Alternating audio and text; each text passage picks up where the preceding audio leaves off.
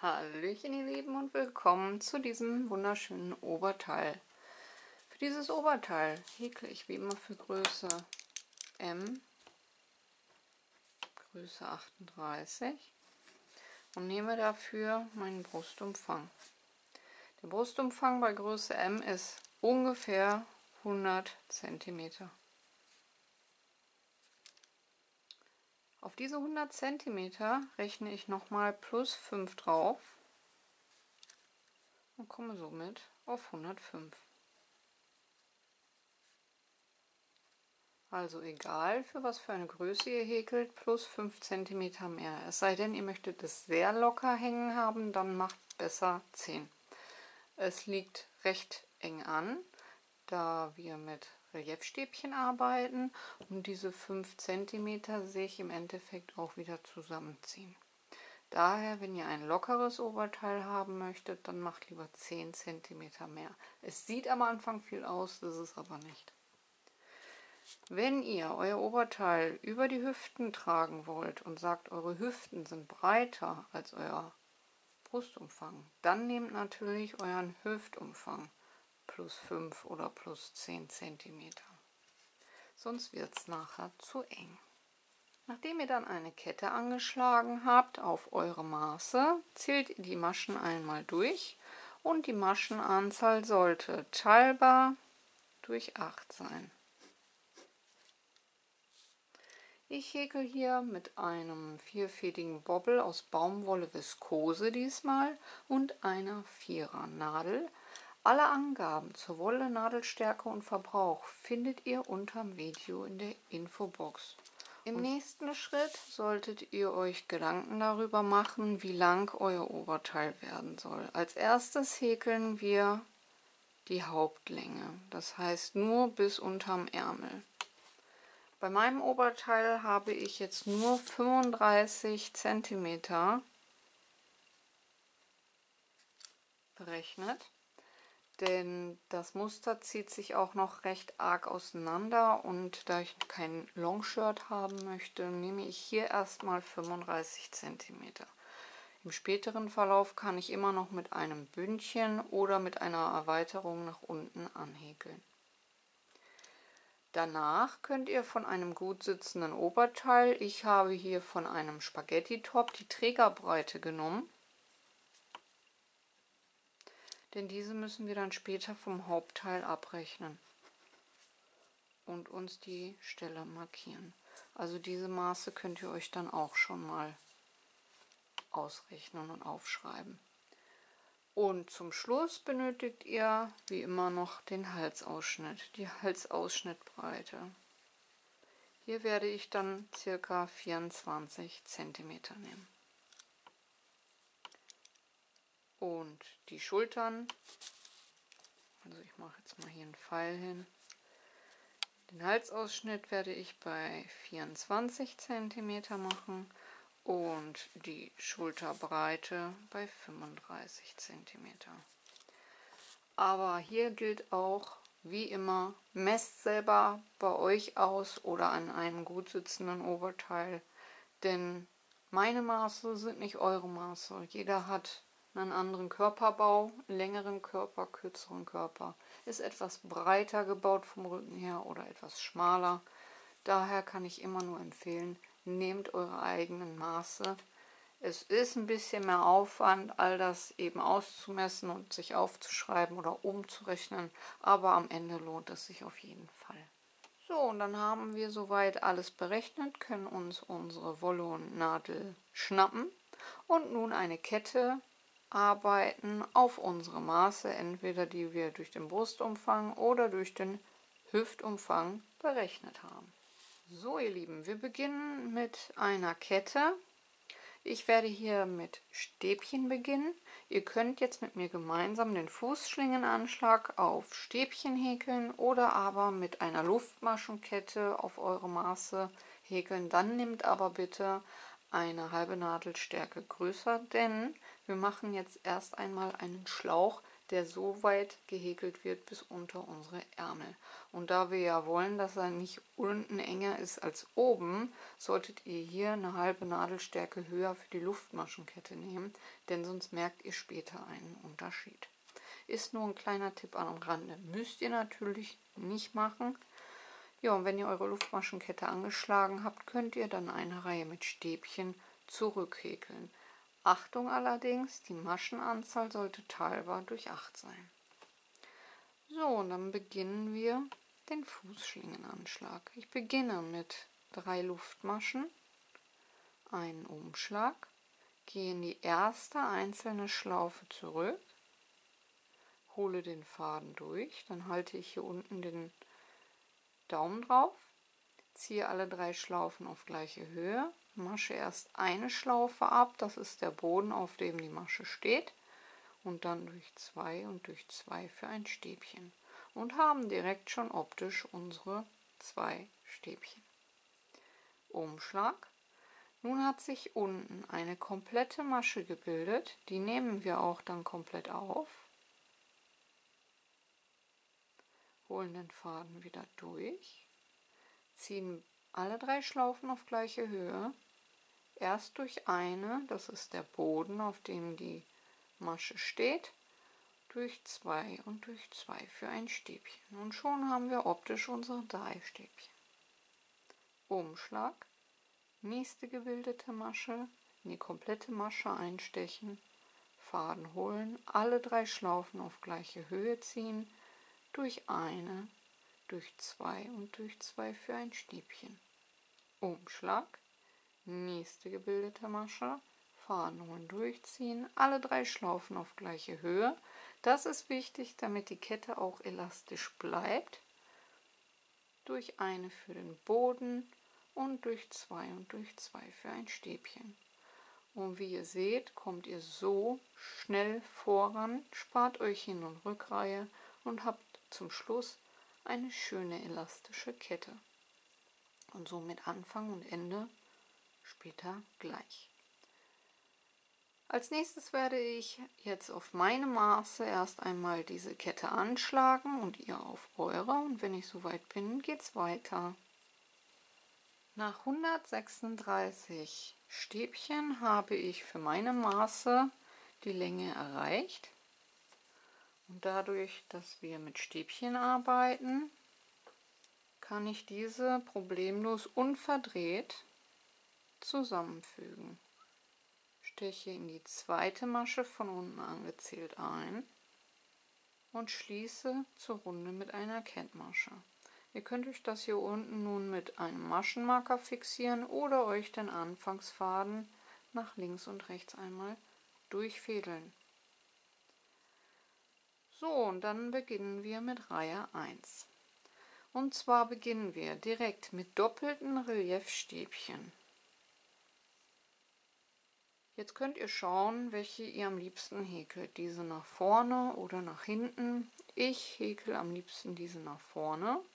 Das heißt, wir beginnen damit, das erste Stäbchen nach vorne zu ziehen und erst einmal mit einer Kettmasche optisch zu einem Reliefstäbchen zu formen. So schaffen wir es nämlich, das erste Doppelstäbchen auch als Reliefstäbchen aussehen zu lassen. Für ein Doppelstäbchen kommen nun 4 Luftmaschen, danach 2 Umschläge, nächstes Stäbchen einstechen, nach vorne ziehen, um das Stäbchen herum, Faden holen und dann einmal durch 2, zweimal durch 2 und ein drittes Mal durch 2. 2 Umschläge, nächstes Stäbchen, um das Stäbchen herum nach vorne ziehen, Faden holen, durch 2 und durch 2. Also 3 mal durch 2. Und nachdem wir dann unsere optischen 3 Doppelstäbchen haben, kommt nun der Fächer. Ein Umschlag und dieser wird mit normalen Stäbchen gehäkelt. Wir lassen 2 Maschen frei, stechen in die dritte ein und häkeln ein Stäbchen. Danach ein Umschlag, gleiche Einstichstelle, ein Stäbchen. und Umschlag, gleiche Einstichstelle, ein drittes Stäbchen, eine Luftmasche und noch einmal 3 Stäbchen in die gleiche Einstichstelle.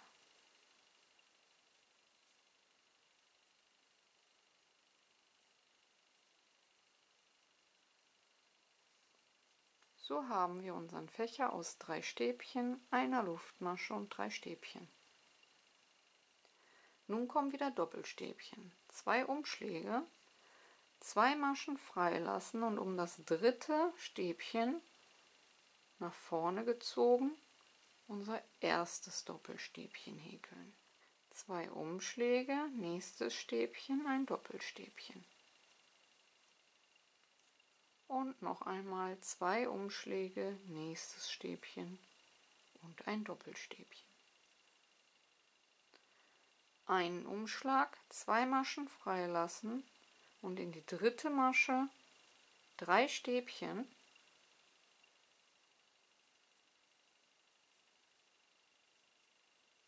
eine Luftmasche und 3 Stäbchen.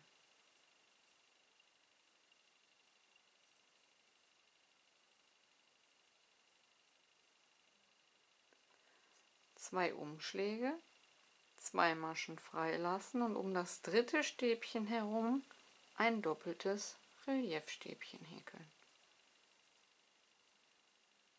2 Umschläge, nächstes Stäbchen, ein doppeltes Reliefstäbchen.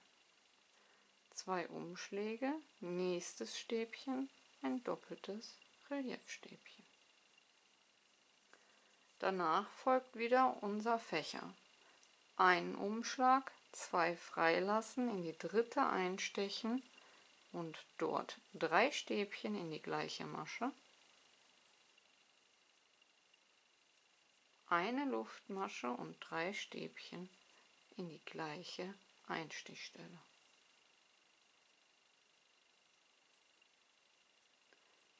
Und so nun immer im Wechsel bis zum Ende. Es folgen wieder 2 Umschläge, 2 Maschen freilassen, um das dritte Stäbchen herum und ein Doppelstäbchen häkeln, um das nächste Stäbchen herum ein Doppelstäbchen und um das nächste Stäbchen herum ein Doppelstäbchen, sodass wir dann wieder unsere 3 doppelten Reliefstäbchen haben. Einen Umschlag, 2 freilassen, in die dritte einstechen und dort einen Fächer aus 3 Stäbchen, einer Luftmasche und 3 Stäbchen häkeln.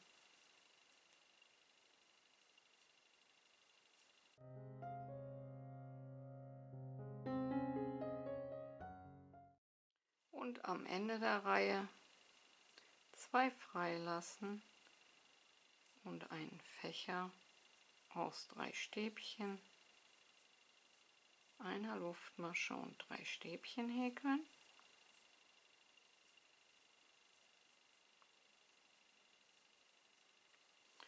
Und wir schließen die Runde, indem wir in die dritte Steigeluftmasche von unten angezählt in dem doppelten Reliefstäbchen mit einer Kettmasche unsere Reihe beenden. Das war Reihe 1 und das sollte dann so aussehen. Kommen wir zur Reihe 2. Steigeluftmaschen bleiben über Steigeluftmaschen und wir beginnen wieder mit einem doppelten Reliefstäbchen.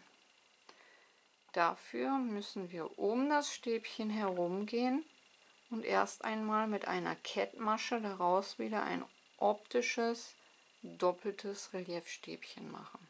Ansonsten würden die Steigeluftmaschen nämlich glatt bleiben. Es folgen 4 Luftmaschen, danach 2 Umschläge, nächstes Doppelstäbchen nach vorne ziehen und ein Doppelstäbchen häkeln. 2 Umschläge, nächstes Doppelstäbchen nach vorne ziehen und ein doppeltes Reliefstäbchen häkeln. Und somit sehen alle 3 gleich aus. Ein Umschlag und nun stechen wir in der Gruppe um die Luftmaschenkette ein und häkeln auch dort wieder eine Gruppe aus 3 Stäbchen, einer Luftmasche und 3 Stäbchen hinein.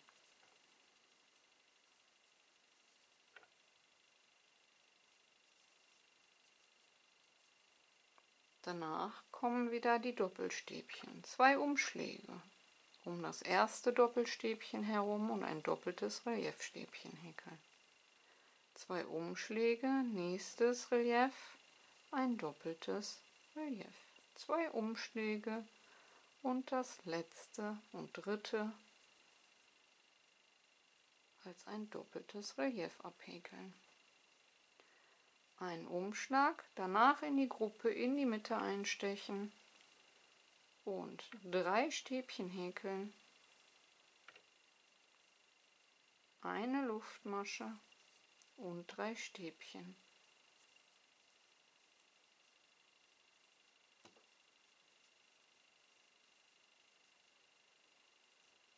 Und dann sollte es so aussehen. Und so nun die ganze Reihe.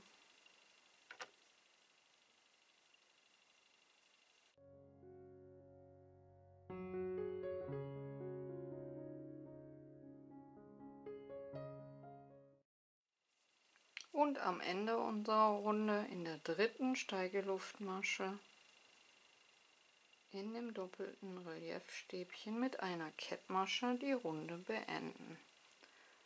Und das war Runde 2. Und mehr kommt auch bei diesem Muster nicht. Die nächste Reihe, wie gerade auch, starten wir wieder um das erste Reliefstäbchen, um die Steigeluftmaschen, denn Steigeluftmaschen bleiben über Steigeluftmaschen, und ziehen dieses zuallererst mit einer Kettmasche als Reliefstäbchen nach vorne, damit es optisch mit den anderen übereinstimmt. 4 Steigeluftmaschen und danach wieder doppelte Reliefstäbchen, so wie sie auch schon sind, als doppelte Reliefstäbchen häkeln. Und die Gruppen bleiben über den Gruppen.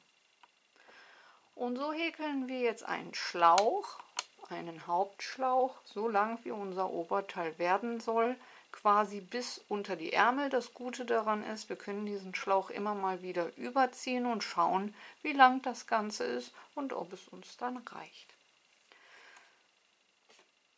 So, ich werde meine 136 Maschen nun erst einmal auf meine 35 cm Höhe häkeln und wenn ich dann soweit bin, geht es weiter. Bis gleich.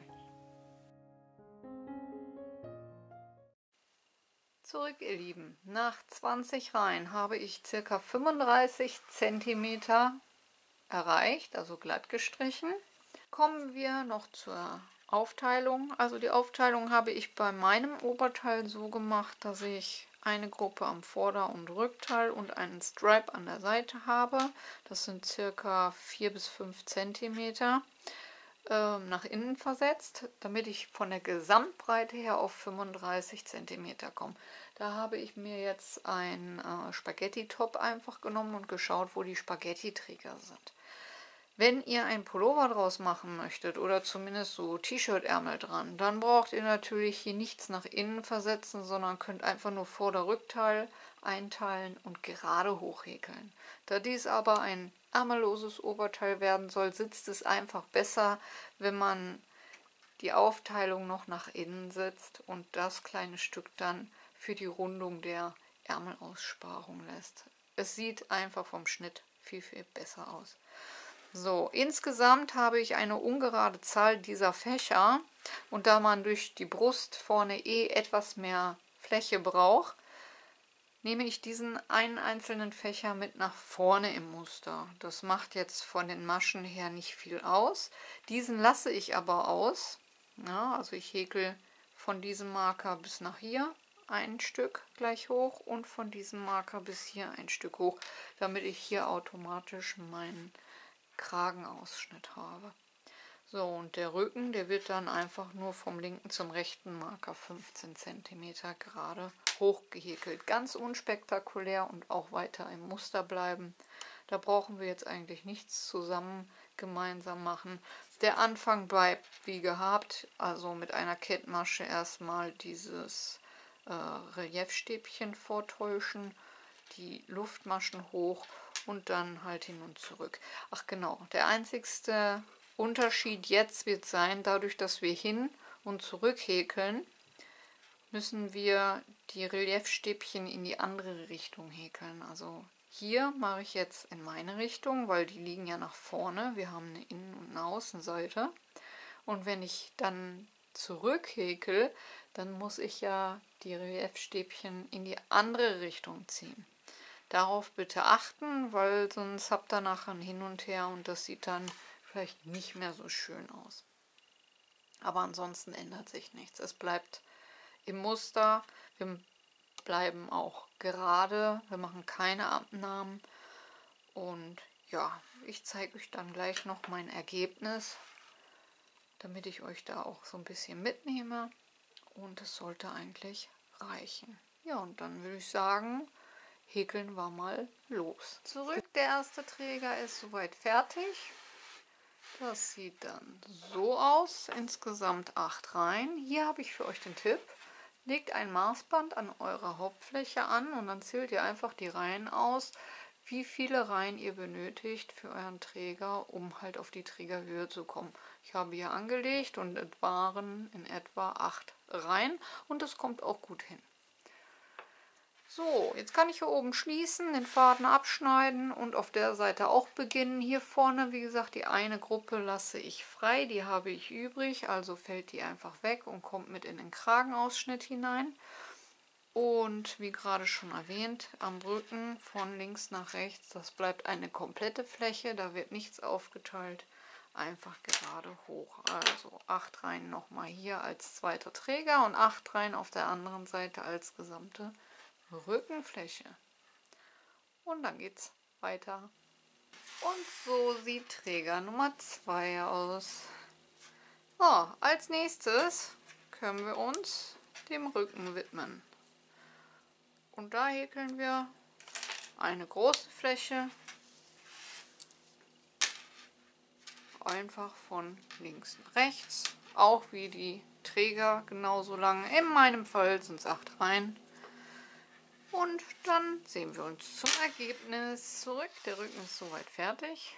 Hier habe ich meine beiden Träger. Hier habe ich den einzelnen Rücken nochmal hoch. Und nun nehmt ihr von einem gut sitzenden Pullover oder Shirt einmal die Kragenweite. Regulär nehme ich 24 bis 25 cm Breite. Hier allerdings haben wir den Halsausschnitt, was ja den Kragen ungemein riesig macht. Also gehe ich nur 10 cm, insgesamt 20 cm auseinander. Dazu legt ihr einmal den Rücken zusammen, markiert euch die Mitte und könnt dann von der Mitte aus mit dem Maßband nach links und nach rechts, hier habe ich jeweils 10 cm genommen, vermessen. Danach legen wir die Träger auf das Rückteil und vernähen von außen bis nur zum Marker das kleine Stückchen zu. Auf der anderen Seite selbstverständlich auch, Spitze auf Spitze und dieses kleine Stückchen zunähen. Und dann haben wir das schon mal so. Und wie ich das Ganze vernähe, das zeige ich euch jetzt. Ich nehme mir den Faden doppelt, lege hier Spitze auf Spitze, ziehe den Faden erst durch beide Häkelstücke durch und dann unten, wo ich mir ein Knötchen gemacht habe und habe diesen automatisch fixiert. Dann schaue ich, dass die Gruppe so ein bisschen aufeinander liegt. Und nun gehe ich circa eine Maschenbreite, einen halben Zentimeter am hinteren Häkelstück zur Seite weg. Dann am vorderen Häkelstück in Höhe des Fadens einen halben Zentimeter zur Seite weg.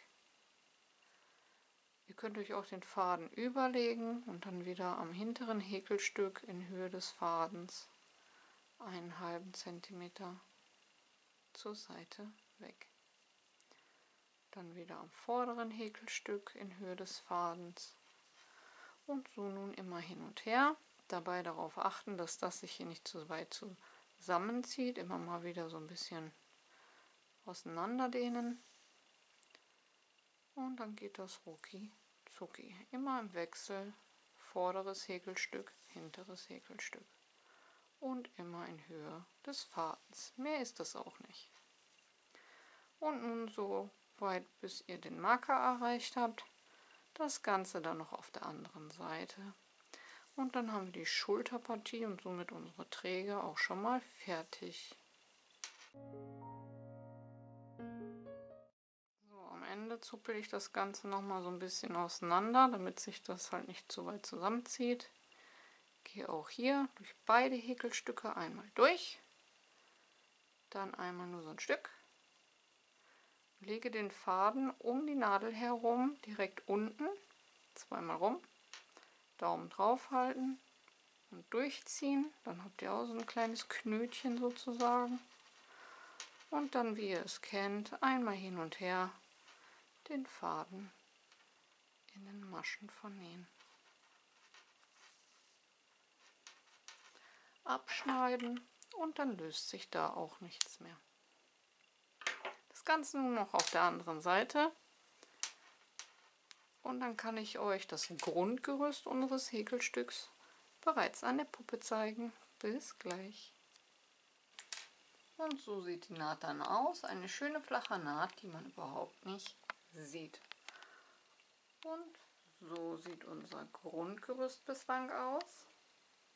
Die Schultern haben perfekt gepasst mit der Breite.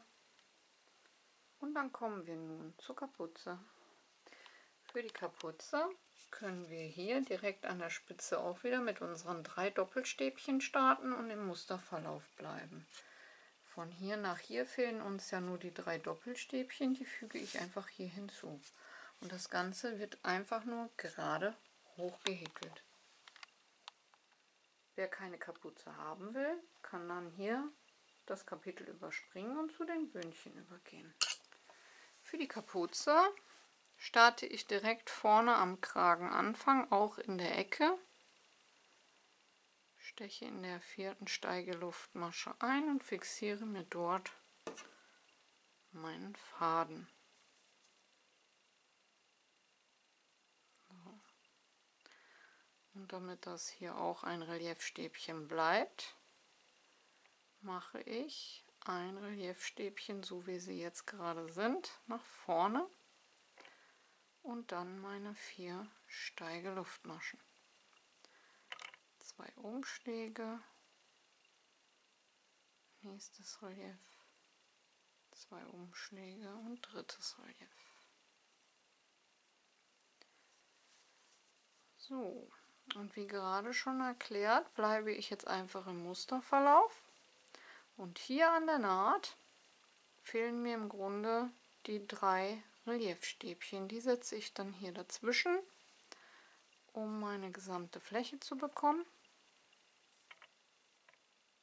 Also jetzt erst einmal bis zur Schulternaht.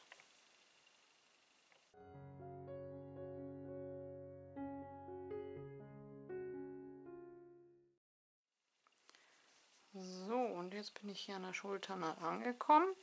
Und dann schauen wir einfach mal, wie wir einstechen. Ich mache 2 Umschläge. Hier habe ich eine Masche. Da steche ich einfach mal ein.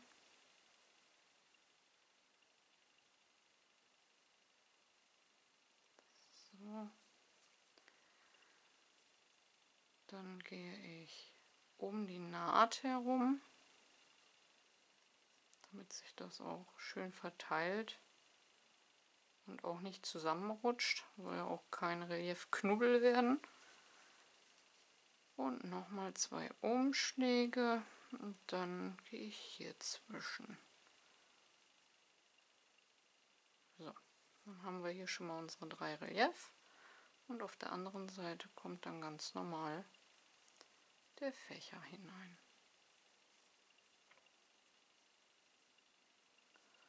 Und das Ganze am Rücken ist ja jetzt auch wieder vorgegeben. Auf der anderen Seite an der Naht macht ihr das gleiche, fügt dort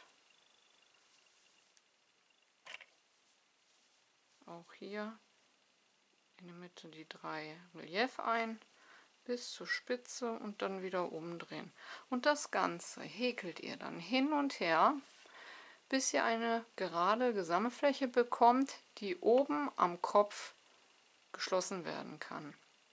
Umso länger ihr das Ganze macht, umso lockerer hängt natürlich die Kapuze.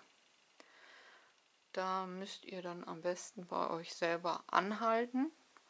Oder aber ihr nehmt von einem Hoodie, also Kapuzenpulli, vielleicht die Maße. Das ist auch immer sehr sinnvoll, von einem gut sitzenden Pullover alles zu übernehmen. Ja, und dann zeige ich euch gleich mein Ergebnis, meine Fläche, die ich dann bei mir häkel.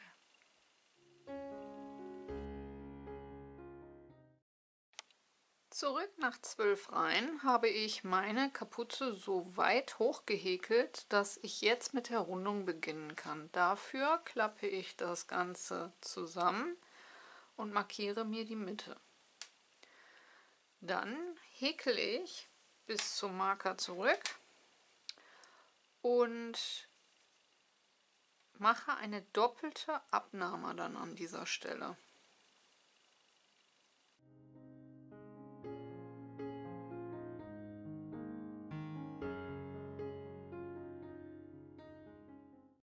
So, an meinem Marker in der Mitte angekommen, häkel ich nun 3 Maschen zusammen. Dafür mache ich einen Umschlag, steche ins erste Stäbchen ein und häkel dies als normales halbes Stäbchen ab. Umschlag, nächste Masche, ein halbes Stäbchen, 3 Schlaufen auf der Nadel und Umschlag, die nächste Masche auch zur Hälfte und habe 4 auf der Nadel. Dann alle gemeinsam und in diese Masche setze ich nun den Marker hinein, denn das ist meine erste doppelte Abnahme. Und dann geht es erstmal wieder im Muster bis zum Ende und danach wieder zurück zum Marker.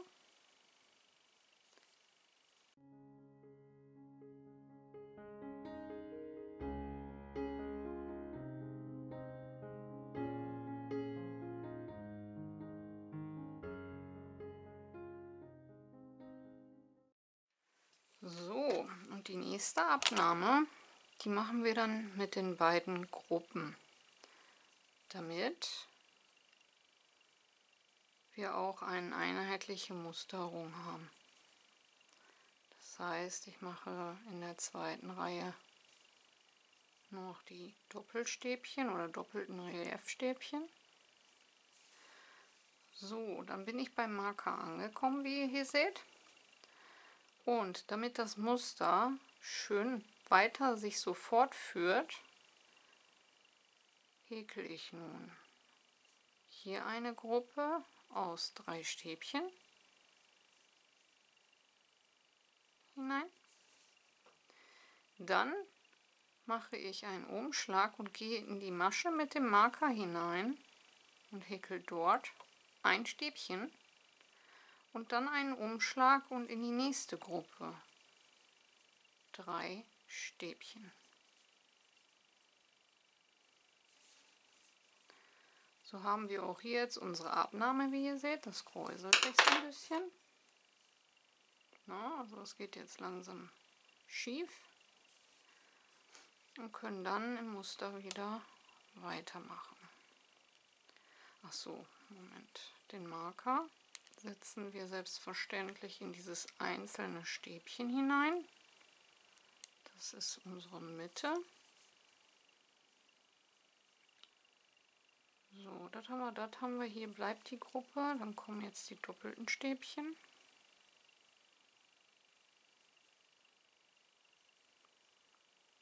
Und jetzt erstmal wieder im Musterverlauf bis zum Ende und wieder zurück bis zum Marker.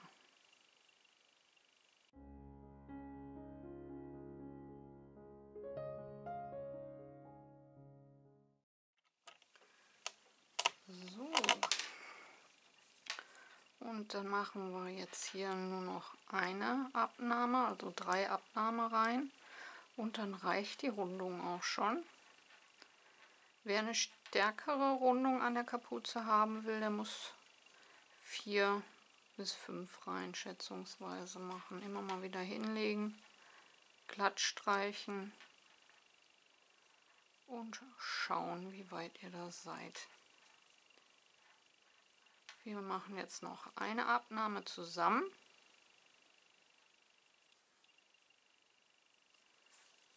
Und dann kommen wir auch schon zum Schluss der Kapuze. Das ist das Schöne, so eine Kapuze ist sehr einfach zu häkeln. Einfach gerade eine Fläche hochhäkeln, von Kragen zu Kragen. Und am Ende könnt ihr das Ganze spitz lassen. Dann braucht ihr einfach nur vernähen. Oder ihr macht Zunahmen und lasst es immer spitzer zugehen und vernäht am Ende. Dann habt ihr eine Zipfelmütze. Oder macht so wie ich in der Mitte doppelte Abnahmen, 2, 3, 4, 5 Reihen und habt dann eine schöne Kapuze mit Rundung.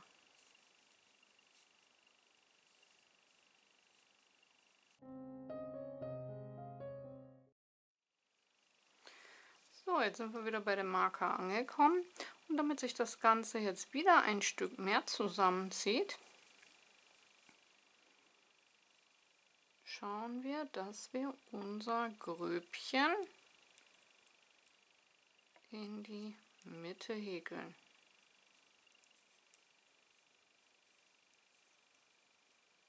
Drei Stäbchen, eine Luftmasche und 3 Stäbchen.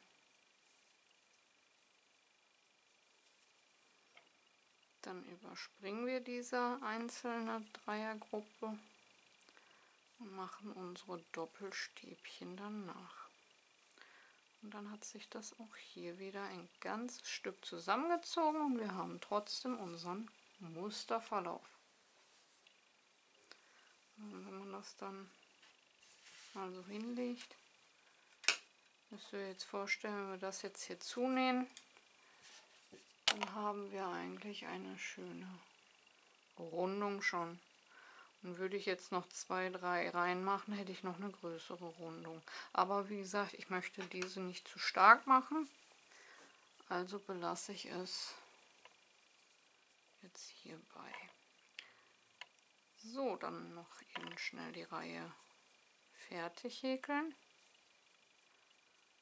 Und dann können wir das Schätzchen auch schon schließen.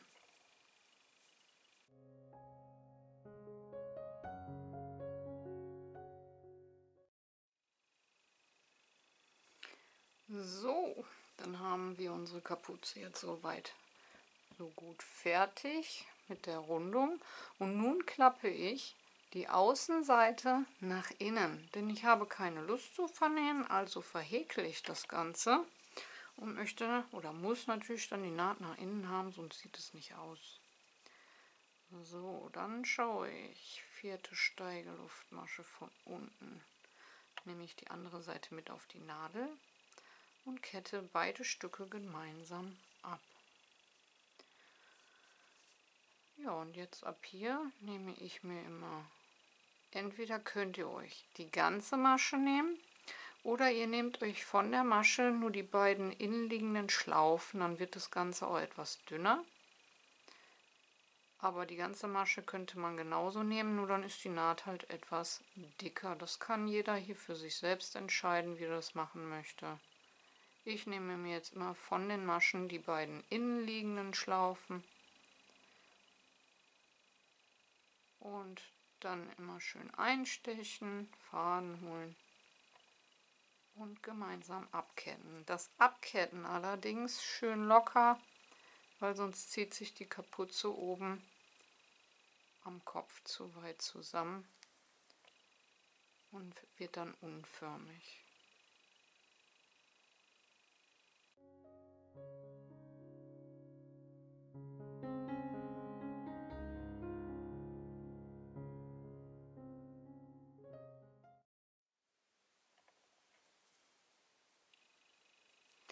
So, und am Ende schneide ich mir den Faden ein bisschen länger ab, vertüttel mir den einmal hier vorne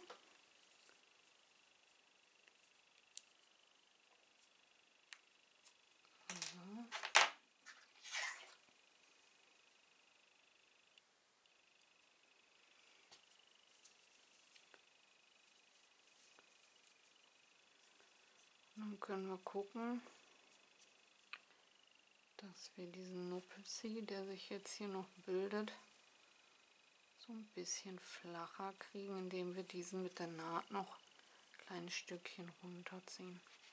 Und dann haben wir auch gleichzeitig das Endfädchen schön vernäht.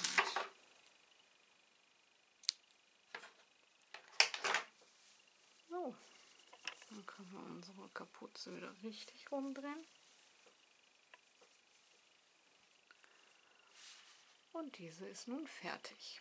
Als nächstes werden wir nun um die Kapuze herum vorne noch einen Kragen aus Reliefstäbchen machen, damit das Ganze noch eine schöne Festigkeit bekommt. Und das seht ihr nun im nächsten Part. Kommen wir nun zum Bündchen. Das Bündchen, welches ich jetzt mit euch häkel, das werde ich auch am linken und rechten Ärmel machen und vielleicht auch unten am Bund. Da schaue ich gleich mal, wie das Ganze aussieht und entscheide es später. Ich beginne hier in der Mitte, fixiere den Faden und muss jetzt als erstes einmal ringsherum nur Stäbchen verteilen. 2 Steigeluftmaschen. So, und jetzt ist eine Sache ein bisschen wichtig. Und zwar vorne, wo ich mir etwas freigelassen habe, setze ich mir in die Ecken einen Marker, sowohl links als auch rechts. Denn hier muss ich eine doppelte Abnahme machen. Würde ich jetzt nur Stäbchen drüber häkeln, würde das noch weiter werden. Und ich möchte ja eher, dass sich das zusammenzieht. Also häkle ich nun bis zum Marker erstmal meine Stäbchen, beziehungsweise bis eine vor dem Marker. So, das haben wir jetzt. Dann mache ich einen Umschlag. Nehme die Masche vor dem Marker, häkle diese zur Hälfte ab. Die Masche mit dem Marker, häkel diese zur Hälfte ab und danach kommt schon das liegende Stäbchen. Da mache ich ein Stäbchen um das liegende Stäbchen bzw. auch zur Hälfte abhäkeln und dann alle gemeinsam. Als nächstes werde ich nun pro liegendes Stäbchen 3 Stäbchen häkeln. Eins hatten wir jetzt mit der Abnahme und 2 mache ich noch zusätzlich. So, und den Marker, den setzen wir selbstverständlich in die Masche in der Mitte der Abnahme.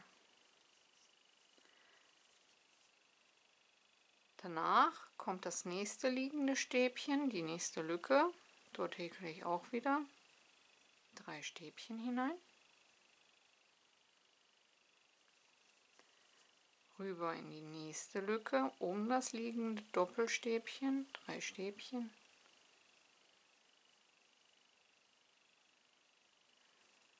Nächste Lücke, 3 Stäbchen, um das liegende Doppelstäbchen und so weiter und so. Einmal jetzt komplett herum und wenn wir hier angekommen sind, das gleiche. Das letzte liegende Stäbchen, 2 Stäbchen drum häkeln und mit dem dritten, das häkelt ihr nur zur Hälfte ab, dann die Masche mit dem Marker und die Masche danach gemeinsam.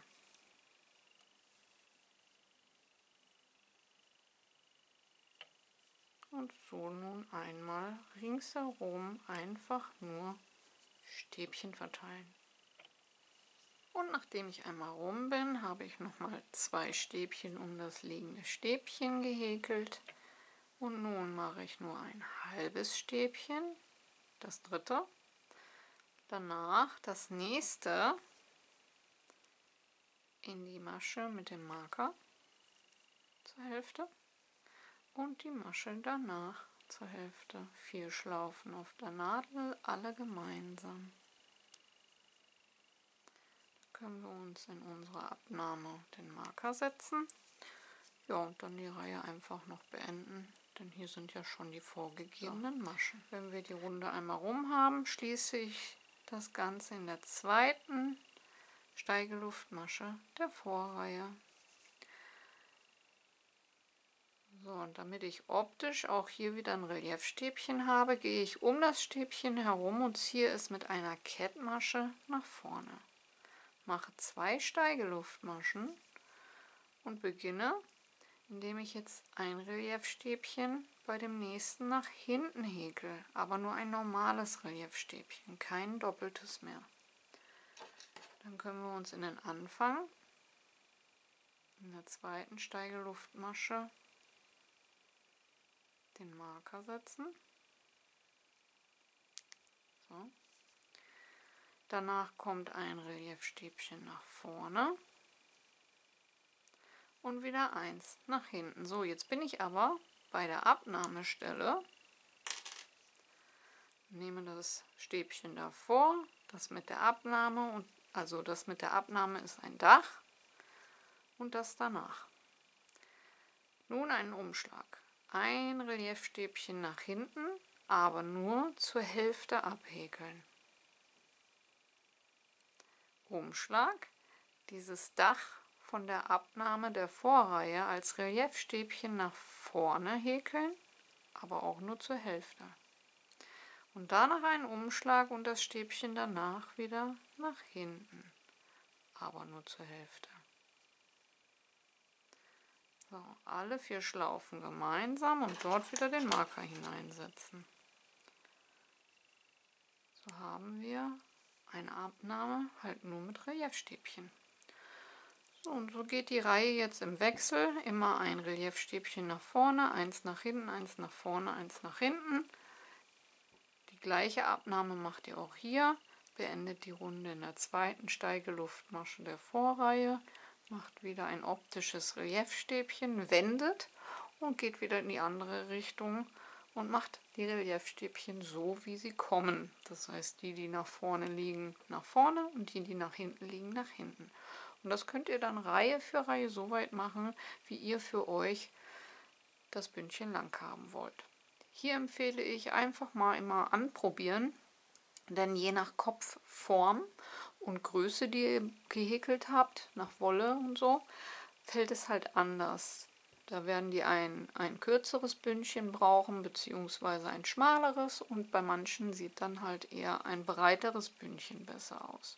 Ich werde jetzt hier auch erstmal Reihe für Reihe so weit häkeln, immer mal wieder anprobieren und euch dann das Endergebnis meiner Kapuze präsentieren. Und bis dahin sage ich mal, viel Spaß beim Häkeln und bis gleich.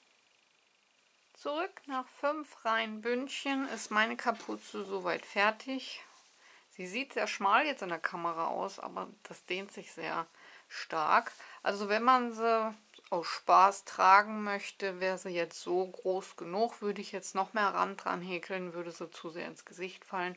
Grundsätzlich ist sie aber halt eine Deko-Kapuze. Als nächstes solltet ihr euer Oberteil einmal anziehen und schauen, wie sich die Ärmelaussparungen verhalten. Ich hatte ja vorhin gesagt, dass ich hier auch ein Bündchen dran machen werde. Das muss ich aber canceln, denn durch diese doppelten Reliefstäbchen rollt sich das ja hier leicht bei mir am Rand und die Ärmelaussparungen liegen perfekt. Würde ich jetzt auch noch ein Bündchen dran machen, würde sich das viel zu weit zusammenziehen und die wären wahrscheinlich dann auch noch zu eng. Also lasse ich das lieber so. Das sieht einfach nur gut aus und warum soll ich es dann auch ändern?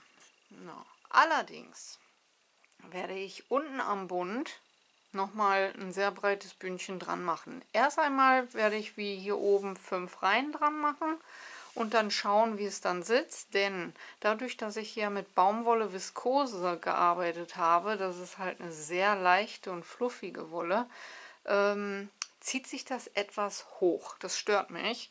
Also brauche ich etwas, was das Ganze so ein bisschen runterzieht, also erschwert. Und ja, da ist dieses Bund natürlich perfekt. Deswegen mache ich das ja auch an der Kapuze, damit diese halt hinten besser aufliegt. Ja, und den gleichen Effekt, den möchte ich halt unten am Bund haben. Ja, und wenn ich das soweit dann gehäkelt habe, ist das Oberteil soweit fertig und dann zeige ich euch eigentlich nur noch das Endergebnis. Und mit den Ärmelaussparungen, da müsst ihr wie gesagt bei euch gucken, ob die bei euch auch so super liegen wie bei mir oder ob ihr halt noch ein Bündchen dran machen wollt. Da wäre dann auf jeden Fall das gleiche Prinzip wie bei der Kapuze. Pro liegendes Reliefstäbchen 3 Stäbchen hineinmachen. Und ja, hier hinten habt ihr ja die Maschen, wie sie fallen, beziehungsweise unten ist das ja.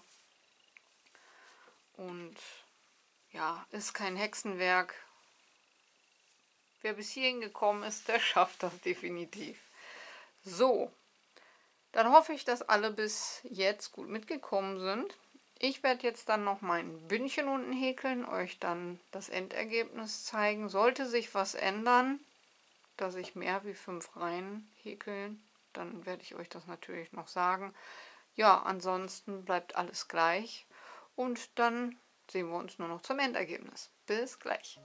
Und so sieht am Ende das Bündchen an der Kapuze aus. So sieht die Kapuze aus mit einer schönen leichten Rundung. Und auch unten das Bund habe ich genauso gemacht wie an der Kapuze mit 5 Reihen. Ich hoffe, euch hat die Anleitung gefallen und ihr seid gut mitgekommen. Wie immer, vergesst eure Bewertung nicht, ganz, ganz wichtig. Kanal abonnieren ist kostenlos, Glöckchen drücken und kein Video mehr verpassen. Und ansonsten wünsche ich euch viel Spaß beim Nachhäkeln. Lasst die Nadeln glühen. Ich hoffe, wir hören uns zum nächsten Mal. Bis dahin, ciao, ciao.